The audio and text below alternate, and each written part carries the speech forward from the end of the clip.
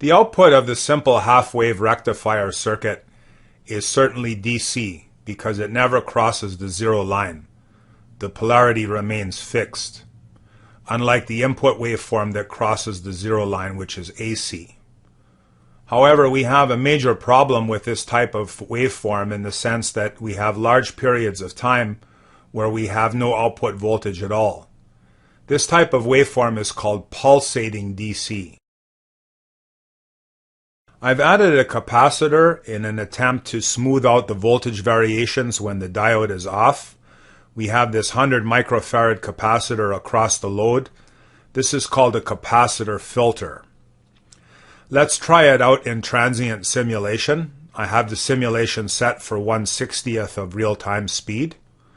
So we'll turn that on, and we'll see that the lamp is still flashing about once per second. But the lamp never actually goes white. It just kind of goes a darker yellow. So it doesn't actually turn off because the capacitor is providing some energy to the lamp. Let's take a look at this circuit in analysis mode.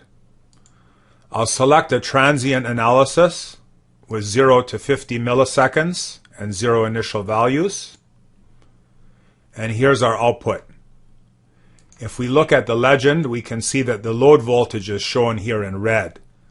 The load voltage is the same thing as the capacitor voltage. What we're looking at here is a capacitor discharge, followed by a capacitor charge, followed by a capacitor discharge.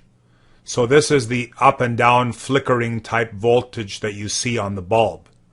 We'll take a look at this in more detail with some slides in the next section. At power up, the capacitor is at 0 volts. The positive side of the diode is positive relative to the capacitor, allowing current to flow into the load. Charge also flows onto the plates of the capacitor, causing it to charge.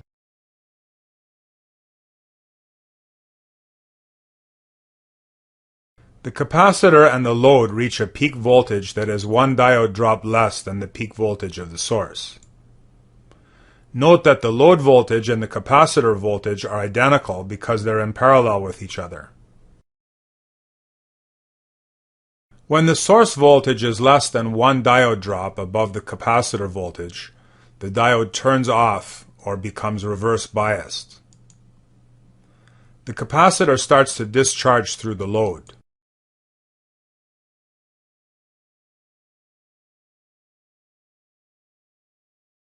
When the capacitor voltage falls one diode drop below the source voltage, the diode turns on again. The capacitor starts to charge and the load voltage starts to increase. Charge flows from the source to the capacitor.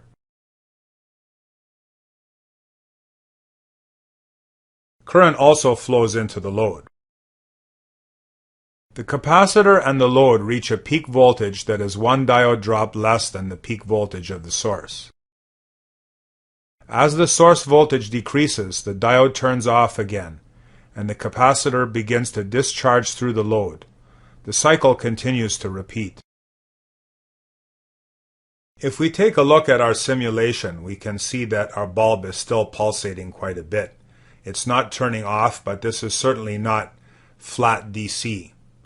We can improve this pulsation situation by increasing the capacitor. I'll take this from 100 microfarads to 10,000 microfarads. And let's run our simulation again. And we can't see any type of flickering in the bulb. And the voltage here is varying between 9 1/4 and 9.18.